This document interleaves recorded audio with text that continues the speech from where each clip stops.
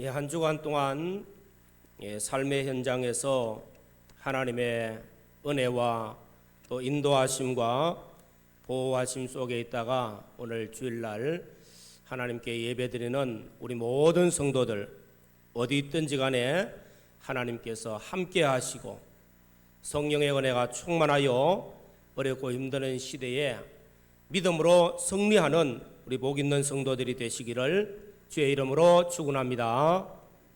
어떤 유명한 역사학자가 역사를 연구하면서 결론을 지었습니다. 그 결론은 몇 가지로 생각을 할 수 있는데, 첫 번째로는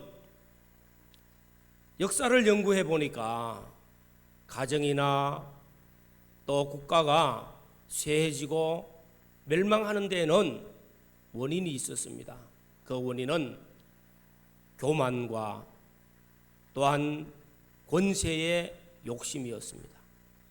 교만하면은 물리침을 받고 권세가 욕심으로 변해지면은 하나님이 멸하시더라는 것입니다. 두 번째로는 하나님께서는 역사의 맷돌을 돌리신다는 겁니다. 다시 말하면 역사는 흘러갑니다. 이 역사의 맷돌을 돌리는데 천천히 돌아가기 때문에 잘 몰라요. 하나님이 계시는지 안 계시는지 잘 모릅니다. 그러나 분명한 것은 역사의 맷돌 속에서 갈고 갈아져서 쭉정이와 알맹이가 구별되어지고 어와 불의가 구별되어지고 또한 진리와 비진리가 구별되어집니다. 하나님이 기뻐하시는 사람과 하나님이 멸하는 사람으로 나누어진다는 것입니다. 또 세 번째로는 벌이 날라서 꽃에 가서 꽃에 있는 꿀을 따먹습니다. 따가지고 가죠. 세상으로 보면 도둑입니다. 남의 꽃에 꿀을 가지고 가는 벌이지만은 그 꽃은 그로 인해 가지고 나중에 더 많은 열매를 맺습니다. 역사에 의해서 환난을 당하고 고난을 당하고 또한 잃어버림을 당한다 할지라도 후에 가서 보면은 더 좋은 열매를 맺을 때가 있다는 것도 보여주는 역사입니다. 또 역사에 의해서 날은 점점 어두워지고 점점 환란이 일어나고 밤은 깊어진다 할지라도 새벽은 옵니다. 어두움으로 끝나지 않고 어두움 너머에는 새로운 별이 떠오른다는 겁니다. 소망의 별이 들어온다는 겁니다.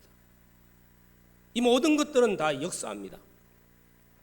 이런 역사의 주권자 하나님, 역사를 주권하시는 분은 하나님이시라는 것을 우리는 믿어야 됩니다. 오늘 말씀의 첫 번째로는 역사의 주권자이신 하나님께서 모든 역사 가운데서 일을 행하시고 또 만드시고 성취하시는 하나님이십니다. 예레미야 33장 1절 2절 말씀을 우리가 지난주에 보면서 그 말씀에 보면 일을 행하시는 하나님, 또 만들고 성취하시는 하나님, 그 이름을 여호와라 하시는 하나님, 하나님은 언약의 말씀대로 반드시 성취하시고 또 모든 역사의 주권자가 되어서 일을 행하시고 성취하시는 하나님이신 것을 믿으라는 것입니다. 역사의 주권자 되신 하나님께서 이스라엘 역사를 우리에게 보여주십니다. 성경은 이스라엘 역사를 우리에게 보여주는 말씀입니다. 하나님께서는 성경을 기록해서 우리에게 주실 때 그 이스라엘의 역사를 통해서 우리 구원 도리를 깨닫게 해주시고 우리에게 교훈하시는 중요한 교훈들을 하고 계십니다. 우리는 그 말씀들을 통해서 깨닫고 구원을 잘 이루어가고 교훈을 잘 받아서 그 역사 가운데서 내게 주시는 그 교훈이 나의 삶에 열매를 맺으며 인생의 성공자가 되어지며 삶의 풍성한 열매를 맺고 아름다운 신앙의 모습으로 설 수 있는 그런 깨달음의 은혜가 우리 모두에게 있기를 주님의 이름으로 축원합니다. 이스라엘 역사 가운데 왕정시대는 너무나 잘 보여줍니다. 저는 이스라엘 역사의 왕정시대 언제든지 그 나라에는 왕이 중심이 돼요. 왕이 잘 살면 나라가 잘 되고, 왕이 하나님 앞에 잘못 되어지면 나라가 망해요. 이스라엘 나라가 점점 쇠약해질 때에 북쪽 이스라엘은 아수르에 의해서 멸망합니다. 그때가 우상을 가장 많이 섬길 때입니다. 그래서 기원전 721년에 아수르에 의해서 완전히 망합니다. 남유다는 그러후 한 100년 이상 갑니다. 그러면 북쪽 이스라엘의 멸망이 교훈이 되어져야 되는데 그렇지 못하고 남쪽 유다도 점점 우상을 섬기고 애굽을 의뢰하고 타락하기 시작합니다. 예레미야 선지자를 통해서 예루살렘을 왕래해보라, 공의를 행하는 자가 한 사람도 있는가 말이야. 그만큼 위에서부터 밑에까지 부패해졌다는 것을 말씀합니다. 그래서 1차, 2차, 3차에 걸쳐서 바벨론의 포로로 끌려가는 이 엄청난 어려움을 당합니다. 이것이 환란의 때요, 위기의 때요, 불확실한 미래의 시대를 사는 그들에게 예레미야 선지자가 예언을 합니다. 회개하고 하나님께 돌아오라고 말 안 듣지요 뭐. 그럼에도 불구하고 하나님은 하나님의 백성들을 향한 그래도 그 사랑을 놓지 않고 너희가 바벨론의 포로로 끌려가서 환난을 당할지라 할지로 70년이 차면은 돌아오게 할 것이다. 와서 성전을 건축하고 회복하고 치유받으며 평안을 누리며 번성하게 될 것이라고 말씀하고 계십니다. 이런 환난의 때, 위기의 때, 불확실한 시대에 예레미야 선지자를 통해서 하신 말씀들이 잘 나타납니다. 예레미야서 29장 10절에 보면 분명하게 말씀하고 있습니다. 나 여호와가 말하노라, 바벨론에서 70년이 되면 내가 너희를 권고해서 고국으로 돌아오게 하리라. 그리고 우리가 지난 시간에 예레미야 33장 1절 이하의 말씀, 일을 행하시는 하나님, 또한 일을 만드시고 또 그것을 성취하시는 하나님, 그 이름을 여호와라 하는 하나님께서 예언하신 말씀대로 성취하시기 위해서 일을 하신다는 것입니다. 그리고 이스라엘 백성들이 바벨론의 포로로 끌려갑니다. 끌려가서 엄청난 어려움을 당할 때 유다 민족이 바벨론의 포로로 끌려가서 그 당하는 어려움들, 그 시대가 그냥 지나가는 시대가 아니에요. 바벨론 제국과 그 제국이 또 무너지고 메대와 파사 제국이 세워지고 그 제국이 무너지고 다시 페르시아라는 파사 제국으로 제국이 몇 분이나 바뀌어. 그런 기간이 지나가면서 70년이 찹니다. 이 70년이 찰 때에 놀라운 일이 일어납니다. 오늘 읽은 본문 1절의 말씀, 바사 왕 하는 것은 페르시아입니다. 제국이 3번 넘어온 거예요. 바사 왕 고레스 원년에 여호와께서 예레미야의 말씀을 통하여 하신 말씀을 이루게 하시려고 바사 왕 고레스의 마음을 감동시키심에 그가 온 나라에 공포도 하고 조서도 내려 이르되, 바사 왕 고레스는 말하노니 하늘의 하나님 여호와께서 세상 모든 나라를 내게 주셨으니 나에게 명령하사 유다 예루살렘에 성전을 건축하라 하셨나니. 칙령이 내려지는 겁니다. 유다 민족아, 예루살렘으로 돌아가서 성전을 건축하라고 말씀하는 겁니다. 이거는 정말로 성경을 읽을 때마다 놀라운 일입니다. 또 하나는 이 말씀이 있기 전에 이사야 선지자가 예언할 때는요, 지금 오늘 에스라서 1장 1절 고레스 왕 원년 약 200년 전 이사야 선지자 때는요 어떤 말씀을 하고 계시냐 하면은 200년 전이요 고레스라는 이름을 딱 들어서 이스라엘 백성들이 하나님께서 고레스 왕을 감동시켜서 예루살렘으로 돌아오게 하는 이런 역사를 이룬다고 예언했어요. 우리가 그런 말씀을 볼 때마다 정말로 놀랄 수밖에 없는 거예요. 아니 태어나도 않는 사람인데 이사야는 벌써 하나님께서 고레스라 하는 이 이름까지 딱 들었어요. 놀라운 일입니다. 우리는 하나님의 말씀이, 예언의 말씀이, 언약의 말씀은 반드시 성취된다는 것 믿으시기를 바랍니다. 그 일을 이루시기 위하여 일하시는 하나님, 행하시는 하나님, 하나님이 만드시고 성취하시는 하나님, 그 이름을 여호와라 하나님이 주권자가 되어 일하신다는 것입니다. 그 오늘 저는 말씀을 원래 제목은 주권하신 주권자 하나님, 그 제목을 역사의 주권자이신 하나님을 주제로 삼으려고 했는데 지난 시간에 이어서 말씀을 증거하기 때문에 행하시고 성취하시는 여호와 하나님이라는 이름을 주제로 삼았습니다. 하나님이 일하십니다. 행하십니다. 성취하십니다. 언약하시는 대로 반드시 이루어져요. 200년 전 이사야 선지자가 예언한 말씀이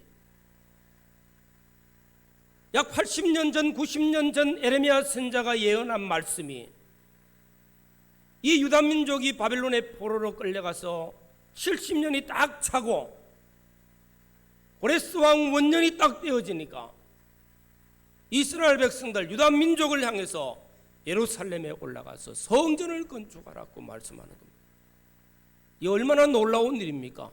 불가능한 일들이 이루어지는 거예요. 하나님의 예언의 말씀은 반드시 성취되어진다는 거, 성경을 읽고 말씀을 듣고 순종하는 우리 모든 성도들, 말씀대로 성취되는 것들을 많이 체험하는 믿음이 있기를 주의 이름으로 축원합니다. 왜 하나님께서는 자기 민족을, 그렇게 사랑하는 자기 민족을 바벨론의 포로로 끌려가서 70년 동안 두었을까? 왜 공고한 세월을 가게 하셨을까? 한번 생각을 해봐야 되겠죠. 물론 그들이 죄를 지었기 때문입니다. 우상 숭배를 하고 하나님을 의지하지 아니하고 입술로는 하나님을 사랑하나 하나 하나님을 사랑하지 아니하고 하나님을 섬긴다고 하지만은 형식적이고 외식적이고, 그러나 그들이 바벨론의 포로로 끌려가서 70년 동안 고생하게 만드는 것, 고난당하게 만드는 이유가 있습니다. 에스겔서 36장 16절에 보면은 중요한 말씀을 하고 있습니다. 하나님께서는 우상 숭배를 한 이스라엘을 향하여 그 우상 때문에 너희들이 더럽혀졌고 땅이 더럽혀졌도다. 더럽혀졌다는 것입니다. 여호와의 말씀이 또 내게 임하여 가라사대 인자야, 이스라엘 족속이 그 고토에 거할 때에 그 행위로 그 땅을 더럽혔나니 나 보기에 그 소위가 얼마나 더러운가 하면 월경 중에 있는 여인의 부정함과 같았느니라. 더럽혀졌다는 것입니다. 우상 숭배를 하고 죄를 짓고 더럽혀졌다. 그 백성이 더럽혀지고 이스라엘 민족이 더럽혀지고, 그래서 더럽혀진 그 민족을 바벨론 포로 70년 동안 깨끗게 하기 위하여 하나님께서 고난을 주셨다 말씀하는 것입니다. 그러면 70년이라는 이 바벨론 포로 기간, 이 기간이 유다 민족을 깨끗게 하는 기간이에요. 얼마나 중요합니까? 그죠? 우리가 환난을 당합니다. 고난을 당합니다. 가정적으로나 개인적으로나 아니면은 국가적으로나 우리가 당하는 이 고난들, 환난들 하나님이 왜 주셨을까? 물론 우리가 죄를 짓고 잘못된 것들이 있어서, 그러나 목적은 깨끗하게 하기 위해서입니다. 깨끗하게 하기 위해서, 회개하고 깨끗하게 하기 위해서입니다. 우리가 대표적인 사람 다니엘을 보시기 바랍니다. 다니엘서 1장을 보면은 다니엘이 바빌론의 포로로 끌려갔어요. 하는 일이 뭡니까? 첫 번째 하는 일이 뜻을 정하여 자신을 더럽히지 않도록 하기 위하여 왕이 주는 진미를 거부했어요. 자신의 선조들이 죄를 지어가지고 더럽혀졌기 때문에 환난을 당하는 그것을 깨닫고 나는 더럽혀지지 아니하겠다, 자신을 깨끗게 하기 위해서 뜻을 정하여서 왕이 주는 진미도 포기했다는 것입니다. 자신을 깨끗게 한다는 거 얼마나 소중한 일입니까? 오늘 사랑하는 성도 여러분, 우리는 우리 자신이 근본 이런 환난의 때, 위기의 때를 맞이하면서 우리 자신을 다시 한 번 더 깨끗게 하는 일에 다시 한 번 더 힘쓰는 은혜가 있기를 주의 이름으로 축원합니다. 우리를 십자가에서 피 흘려 구속하신 주님이 계시잖아요. 주님 앞에 우리는 기도하면서 회개도 하고 자신을 살펴고 말씀의 거울 앞에 비춰보면서 자신을 깨끗게 합니다. 나 한 사람 한 사람이 깨끗해지면은 우리 가정이 깨끗해집니다. 우리 교회가 깨끗해집니다. 우리 한 사람 한 사람이 깨끗해지면은 이 나라가 깨끗해진다는 것입니다. 우리는 하나님 앞에 우리 자신들을 깨끗게 하는 일에 내 한 사람쯤이 할 게 아니라 내 한 사람이 깨끗해지면은 우리 가정이, 교회가, 이 나라가 깨끗해져서 하나님께서 많은 은혜를 베풀어 주신다는 사실을 믿으시기를 바랍니다. 오늘 우리는 말씀을 통해서 하나님께서는 이스라엘 백성들을 위해서 하나님의 뜻과 계획이 늘 있어요.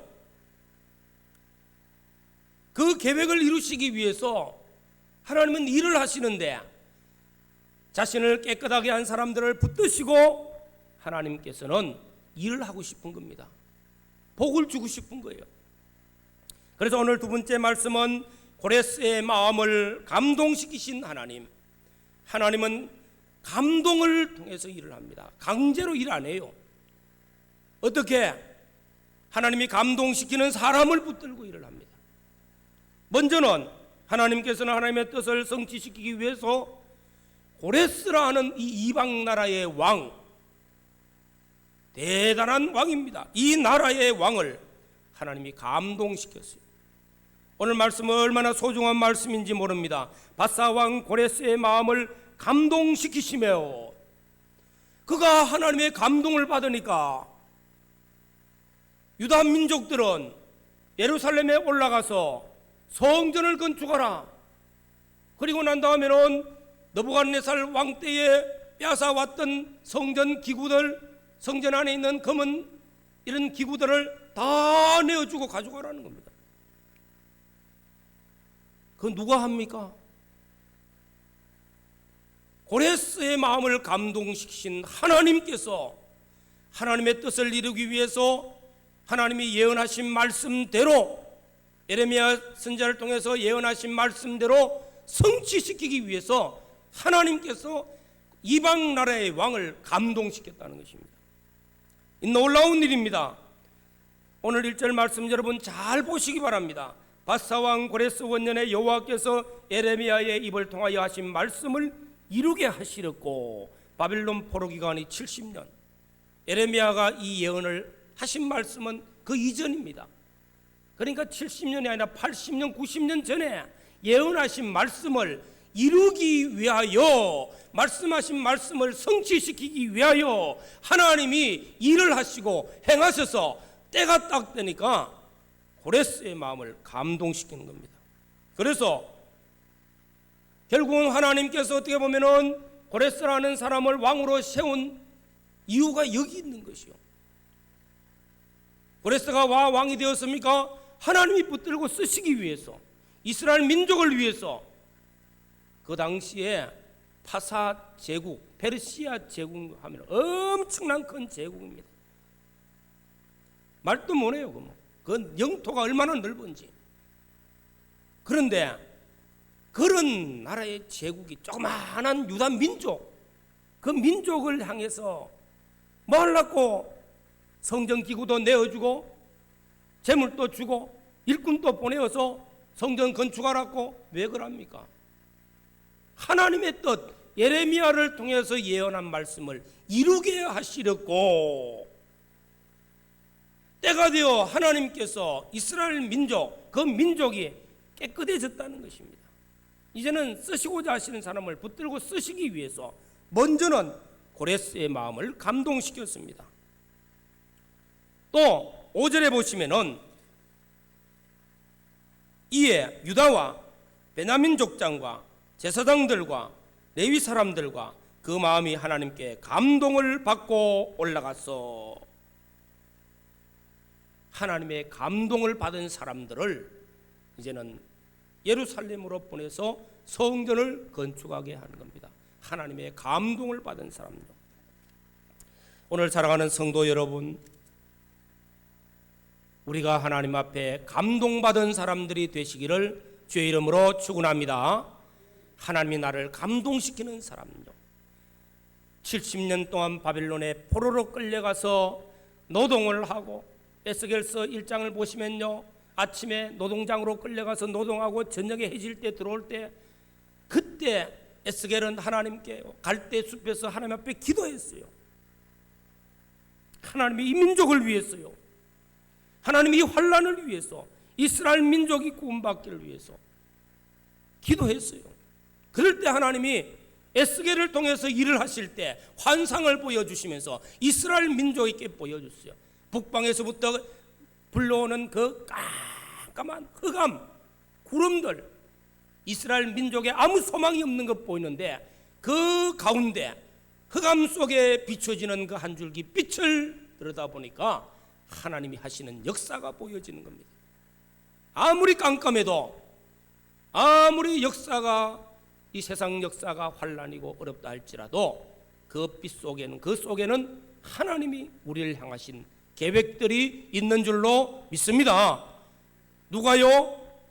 그 계획을, 그 뜻을 이루기 위해서 하나님이 감동시키시는 사람을 붙들고 일하십니다. 그 사람이 누굽니까? 다니엘과 같이 자신을 깨끗하게 하는 사람, 하나님의 말씀을 붙들고 믿음을 지키는 사람, 에스겔과 같이 하나님 앞에 기도하는 사람, 이 사람들을 붙드시고 하나님은 하나님의 뜻을 이루시며 하나님의 예언이 성취되는 그 역사를 이루시더라는 것입니다. 오늘 살아가는 성도 여러분, 우리는 말씀을 잘 새겨보십시다. 환난의 때, 위기의 때, 또 불확실한 시대, 아이고 미래가 어찌 될지 나는 몰라, 될 대로 되라, 그런 사람 붙들고는 아무것도 안 합니다. 그러나 위기의 때 미래를 바라보고, 고난 중에 십자가 넘어 부활을 바라보고, 하나님 하시는 역사를 바라보고, 하나님께 자신을 깨끗게 하는 사람, 하나님 앞에 믿음을 지키는 사람, 기도하는 사람을 붙드시고 하나님이 감동시켜서 하나님은 하나님의 뜻을 이루면서 하나님의 역사하심이 그들을 통해서 놀라운 증거들을 나타내는 줄로 믿습니다. 저는 그래요. 고레스 왕, 이방 나라의 왕입니다. 하나님이 감동시켰어요. 그런데 고레스 왕이 하나님이 감동시킬 때는 그만한 이유가 있어. 복을 주시더라는 겁니다. 이 고레스 왕이 메대와 파사를 통일한 대제국의 왕으로서 30년 이상 나라를 다스리는데요, 강성한 나라, 부유한 나라를 만들고, 그리고 그는 선한 정치를 하게 됩니다. 비록 이방 나라의 왕이지만은 선한 정치를 해서요, 정복 민족들을 품는 역할을 해요. 품고 그들의 전통도 존중이고 그들의 종교도 존중이고, 그래서 화합 정치를 해가지고요 견고한 나라를 세웁니다. 역사에는 페르시아가 엄청난 제국이잖아요. 이 제국의 기초를 닦은 사람이 고레스 왕입니다. 하나님이 복을 주신 거예요. 하나님이 감동시키시는 사람, 자신을 깨끗게 하기로 작정하면서 하루 3번씩 기도하고 하나님의 뜻을 따라 순종하기 위해서 노력하였던 다니엘을 붙드시고 그 이방 나라에서 총리로 세워서 하나님의 영광을 드러내고 하나님의 뜻을 이루기 위해서 밑에 사람들을 길러서 나중에 예루살렘으로 보내는 일을 합니다.